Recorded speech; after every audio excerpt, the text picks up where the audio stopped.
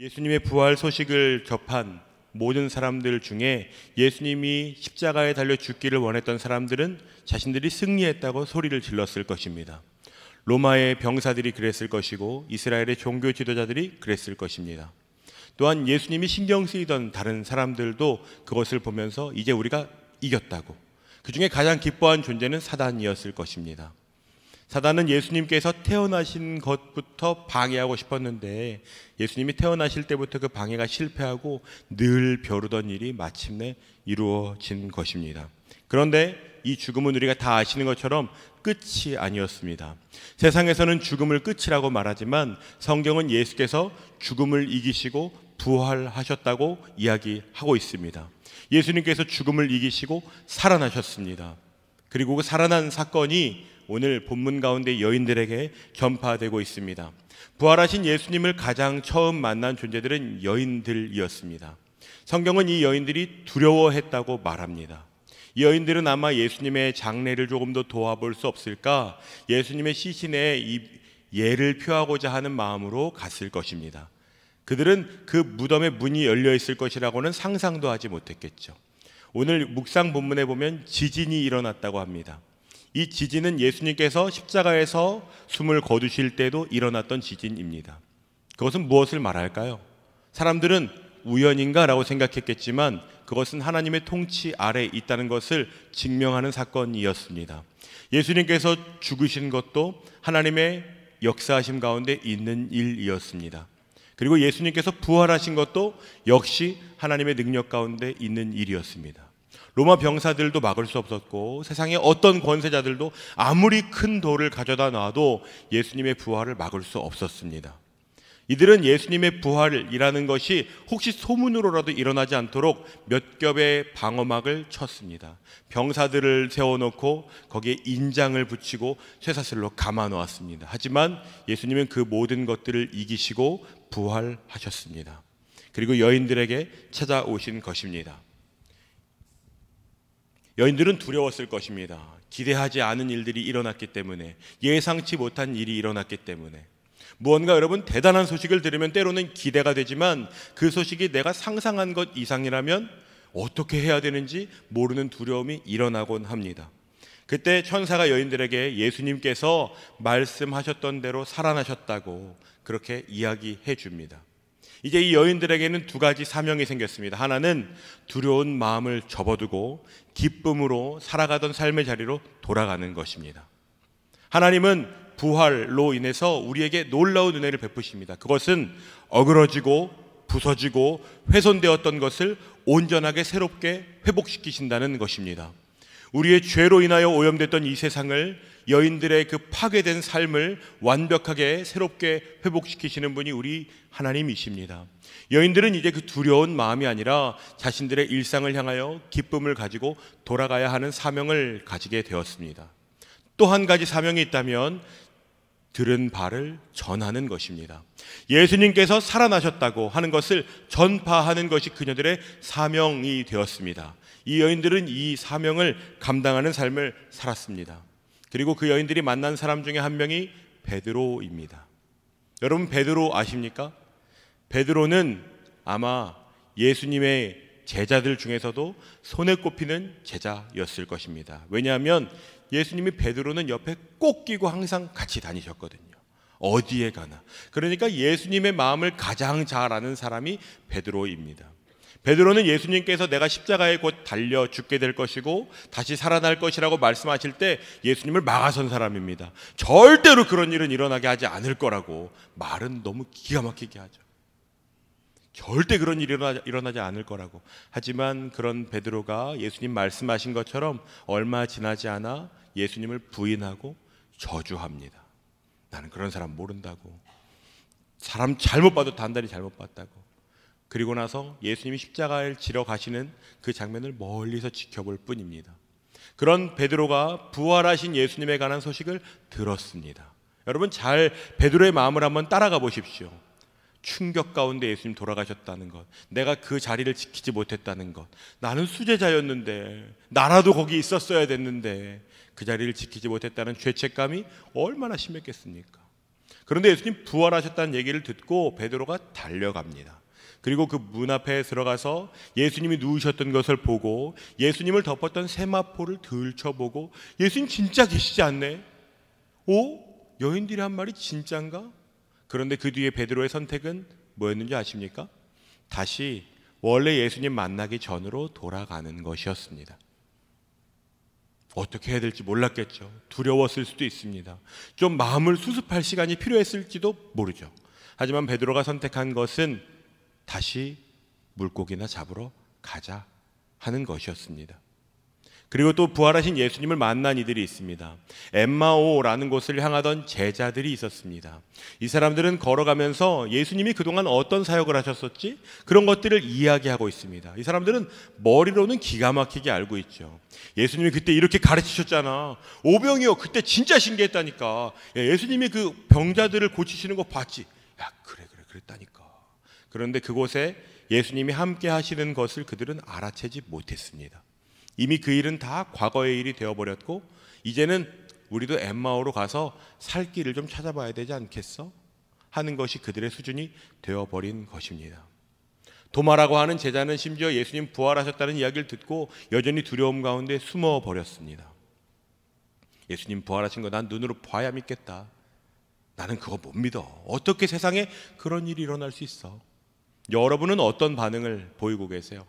여러분이 만약 그 부활하신 예수님에 관한 소식을 들었다면 여러분은 어떤 반응을 보이는 사람이 되어서 살아가고 계시겠습니까? 그런데 은혜가 있다면 그것이 끝이 아니라는 것입니다. 예수님께서 부활하신 뒤에 각각 하나님의 사람들에게 나타나셔서 하신 이야기들이 있습니다. 여러분 상상해 보십시오. 예수님이 부활하셔서 그 부활하신 예수님께서 부활 이후에 뭔가 이야기를 하시면 거창한 이야기를 하셔야 되지 않겠습니까? 자 봐라 내가 살아났지. 어딨어? 나 못 박았던 것들 어딨어? 그런 얘기 하셔야 될 것 같지 않으세요? 너희들 왜 다 도망갔었어? 내가 다시 부활했잖아. 아니면 내가 이제 왕으로 다시 왔으니까 다 내 앞에 머리를 조아려라. 그런데 예수님께서 여인들에게 찾아가셔서 하신 말씀이 뭔지 아십니까? 오늘 저희가 함께 본 본문에 4글자로 나와 있습니다. 평안하냐? 아주 점잖게 말하고 있지만 이것을 당시 사람들의 언어로 말하면 이런 겁니다. 밥은 먹고 다니냐? 어제 잠은 좀 잘 잤어? 요즘 어떻게 지내? 제가 신방하면 꼭 하는 말이거든요. 요즘은 어떻게 지내? 그러면 대부분 씩 웃거나 불안해요. 그럼 왜 웃는 거야? 잘 지내면 잘 지낸다고 하고 힘들면 힘들다고 하지. 빨리 말해 빨리. 그냥 뭐 지내죠. 예수님이 지금 그렇게 이야기하시는 겁니다. 여인들에게 와서 자자 나 부활했어 대박이지 이렇게 말씀하시지 않고 평안하냐라고 말씀하시는 거죠. 만약 이 본문을 어린이들에게 설교한다면 이런 말로 어울릴 것입니다. 예수님께서 부활하신 뒤에 여인들에게 나타나셔서 말씀하셨습니다. 짜잔. 이런 느낌. 예수님 그런 분이세요. 베드로에게 가셔서 예수님께서 이렇게 말씀하세요. 물고기를 잡고 허탕치고 있는 베드로에게 예수님이 찾아가십니다. 베드로는 지금 완전히 그 3년여 되는 시간을 다 까먹은 사람처럼 여전히 예수님 만나기 전처럼 업으로 실패를 경험하고 있어요. 그런데 예수님께서 그들에게 오셔가지고 야 베드로 너 나 부인했다며 이렇게 말씀하시지 않고 뭐라고 하시는지 아세요? 얘들아. 성경에 나중에 찾아보세요. 요한복음에 얘들아 라고 기록되어 있어요. 너네 뭐하고 있어? 그런 말이죠. 부활하신 예수님께서 하나님의 사람들에게 찾아가셔서 하시는 말씀은 엄청나게 친밀하고 엄청나게 따뜻하고 엄청나게 부드러운 말씀입니다. 예수님께서 먼저 찾아가시는 것이에요. 그것이 은혜입니다. 부활하신 예수님께서 여러분에게는 찾아오셨습니까? 우리는 부활주의를 매년 보내는데 정작 그 부활하신 예수님께서 찾아오신 것은 잘 기념하지 않는 것 같습니다. 이 소식을 들은 사람들에게 예수님께서 원하시는 것은 명확했습니다. 내가 부활했다는 소식을 좀 전해라. 내가 너희들 앞에 살아났다는 것을 좀 전해라.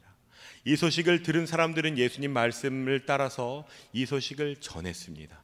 어떤 사람들은 평생을 다해서 이 소식을 전하는 삶에 자신의 모든 삶을 바쳤습니다.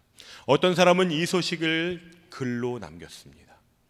예수님의 12 제자 중에 가룟 유다를 제외한 11명은 모두 자신의 삶을 다 예수님께 바쳤습니다. 한 사람, 사도 요한만 유배를 당했다가 나중에 늙어서 죽음을 경험했고, 나머지 11제자, 유다 대신 뽑힌 제자까지 11명 모두는 다 이 복음을 전하다가 목숨을 잃었습니다. 예수님께서 직접 말씀하신 대로 예수님이 죽음에서 죽음을 이기시고 다시 사셔서 부활하셨다. 그 이야기를 전하는데 자신의 모든 삶을 다 바쳤습니다. 그 사람들에게 인생이 2번이었을까요? 그렇지 않습니다. 단 한 번뿐인 인생을 예수님의 부활하신 이야기를 전하는데 모든 것을 다 썼다는 것입니다. 예수님께서 그런데 그 사람들에게 먼저 하신 것은 자자자 이제부터 다 가서 전해 라고 말씀하신 것이 아닙니다. 먼저 하신 이야기는 평안하냐 얘들아, 너희에게 먹을 것이 있니? 도마에게 가셔서 뭐라고 하셨는지 아십니까? 평안할지어다. 사랑하는 여러분, 여러분에게 그 주님이 주시는 따스한 음성이 있으십니까?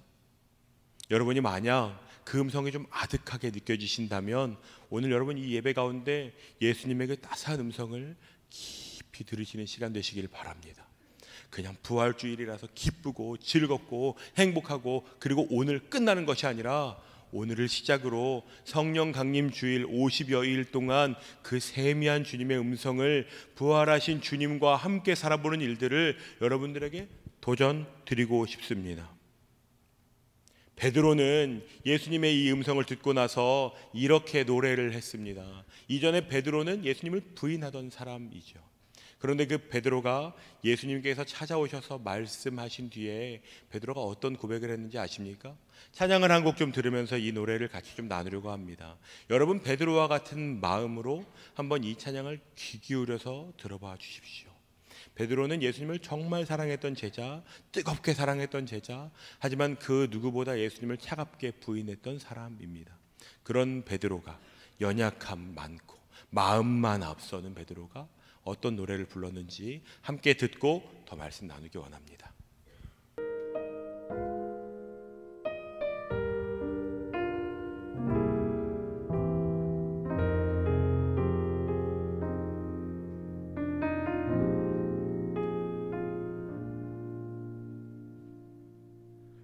나는 들었습니다.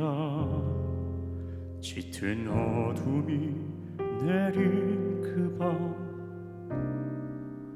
수많은 거짓을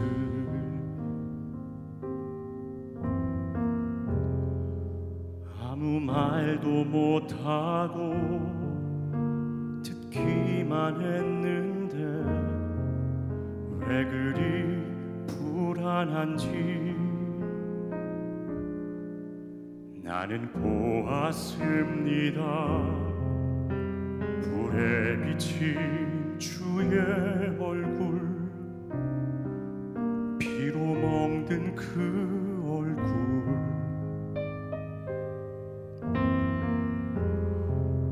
나는 아니라고 정말 모른다 할 때 돌아보신 주의 눈을 사랑하느냐 사랑하느냐, 내가 나를 사랑하느냐 사랑하느냐, 주님 내게 말씀하시네. 나의 양을 먹이라.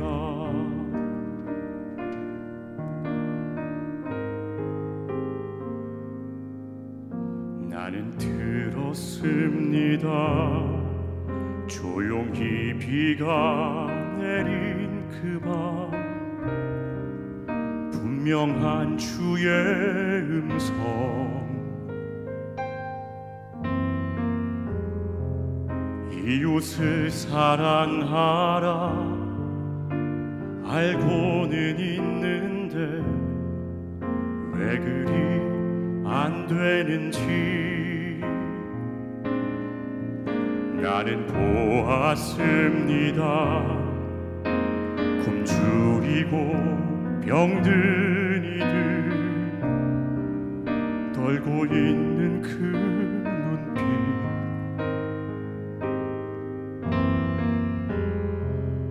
나는 못한다고 모른 척 지나갈 때 그들 속에 주님 모습 사랑하느냐 사랑하느냐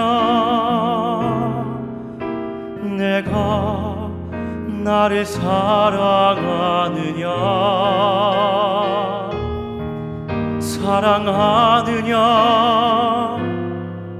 주님 내게 말씀하시네 나의 양을 먹이라 사랑합니다 사랑합니다 그 무엇보다 주를 사랑합니다 사랑합니다 주님 가신 십자가의 길 따라가겠습니다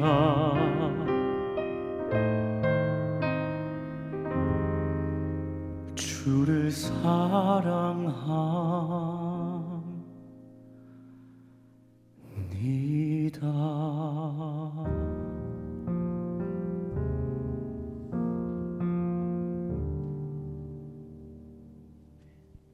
부활하신 예수님께서 듣고 싶은 고백은 무엇일까요?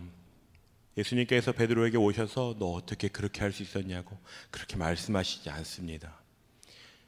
예수님을 부인한 베드로가 예수님 앞에 다시 나아갈 수 있도록 예수님께서 베드로의 이름을 불러주십니다. 그리고 먹이시고 회복시키고 사랑하느냐고 물으시는 것입니다. 여러분, 이 놀라운 은혜를 경험한 베드로가 그제서야 변화하기 시작합니다. 베드로에게 실력이 있는 것이 아닙니다. 예수님께서 베드로의 실력이 되어 주시는 것입니다. 여러분은 어떻습니까? 여러분은 어떻게 살아가고 계십니까? 우리는 부활하신 예수님을 믿는다고 고백하고 예수를 믿는 사람이라고 고백하고 우리 역시 부활 생명을 소망하는 사람이라고 살아가지만 우리의 수준은 베드로와 같이 다시 살아가던 처지로 가는 수준입니다. 엠마오의 제자들처럼 고작 기억하고 이야기하는 정도, 예수님께서 지금 부활하셨다는 감격이 잘 와닿지 않는 삶을 살아갈 때가 많이 있습니다. 어제 퇴근하고 아내랑 같이 집에 가는데 힘들었어요.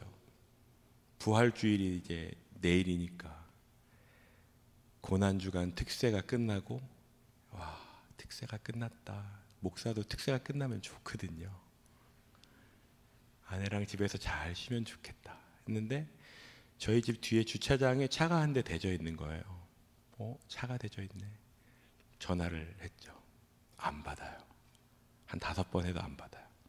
10번, 한 15번 안 받아. 시간이 막 가요. 그러다가 전화가 연결됐어요. 전화가 연결돼. 그래서 저 나름대로는 굉장히 그래, 내일은 주일이고 고난주간이 끝났고 부활주일이 다가오니까 차 좀 빼주시면 좋을 것 같아요. 근데 상대방 반응이 썩 별로 기분 좋은 반응은 아닌 거예요. 그러니까 저 나름대로는 굉장히 잘 이야기했다고 생각했어요. 그래서 이 정도면 나쁘지 않군. 근데 제 옆에 아내가 짜증을 좀 내던데 저 나름대로는 굉장히 침착했어. 아주 어른스럽고 괜찮구만. 역시 은혜가 있어. 나름대로 생각했거든요. 그런데 그게 잘 안 되는 거예요. 부활하셨다는 것을 우리가 믿고 나는 나 자신을 그리스도인이라고 말하는데, 우리는 우리의 삶에서 아주 작은 일 하나만 일어나도 그게 와장창창 깨지는 걸 너무도 많이 경험해요. 그러니까 오히려 이 부활의 이야기가 더 멀리 느껴지는 것 같습니다. 그런데 오늘 여러분께 드리고 싶은 이야기는 그럼에도 불구하고 예수님께서 여러분에게 다시 가실 것이라는 겁니다. 이전에 어떤 실수를 했었는지, 지금 내가 어떤 상태인지와 상관없이 부활하신 예수님께서 우리를 다시 온전케 하실 것이라는 것입니다.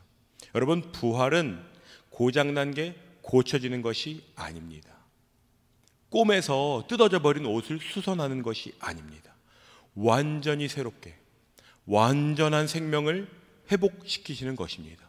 우리의 어그러지고 망가지고 훼손되고 구부러진 모든 것들을 부활하신 예수님께서 온전하게 하실 것입니다. 언제요? 매일매일. 우리가 잠들고 일어나면 부활의 주님을 소망할 때, 주님, 오늘도 부활하신 주님과 제가 함께 살기 원합니다. 오늘 저의 실력이 되어주시고, 오늘 저의 마음이 되어주시고, 저의 중심이 되어주시옵소서. 저는 베드로와 같고 엠마오를 향하던 두 제자 같고 도마 같지만 그들을 변화시키신 주님께서 오늘 저를 온전하게 하실 것을 믿습니다. 여러분, 이것이 부활주일의 의미입니다. 예수님은 죽으셔서 시체가 되어 썩으신 것이 아니라 부활하셔서 새로운 생명이 되신 분이십니다. 여러분, 그렇다면 우리는 어떻게 살아야 되겠습니까? 그 부활을 날마다 기억하며 부활하신 주님과 동행해 보는 일, 그 일을 한번 해봐야 되지 않겠습니까? 초대교회 성도들은 이 부활하신 예수님에 관한 소식을 잃어버리지 않고 싶어서 오늘부터 50일을 기쁨의 50일이라고 불렀습니다. 기쁨의 50일이라고 부르면서 거기에 그들은 각각 오늘 우리가 해야 할 것을 하나씩 적어놓고 굉장히 유치해 보이는 것들을 지켜나가는 연습을 했습니다. 내가 지금 마음에 미운 사람을 사랑해보기. 여러분, 셀카톡방에 유튜브 링크에 저희가 매주마다 올려드릴 겁니다. 오늘 올라가 있는 것에는 오늘부터 일주일 동안 여러분이 매일 어떤 마음을 지켜야 할지를 적어 놓을 겁니다. 여러분, 50일 동안 한번 연습해 보시지 않겠습니까? 초대교회 성도들이 그것을 연습하고 성령 강림절, 50일이 지난 오순절 성령 강림 주일 때 각자 모여서 50일 동안 살아보니까 어땠는지를 이야기 나누는 것이 전통이 되었습니다. 이것이 사순절보다 훨씬 먼저 생긴 교회의 전통입니다. 그 어떤 교회력보다 가장 먼저 생긴 것은 기쁨입니다. 부활의 기쁨이요. 여러분, 이 부활의 기쁨을 누리면서 살아가 보고 싶지 않으십니까? 여러분에게 그걸 좀 나누고 싶습니다.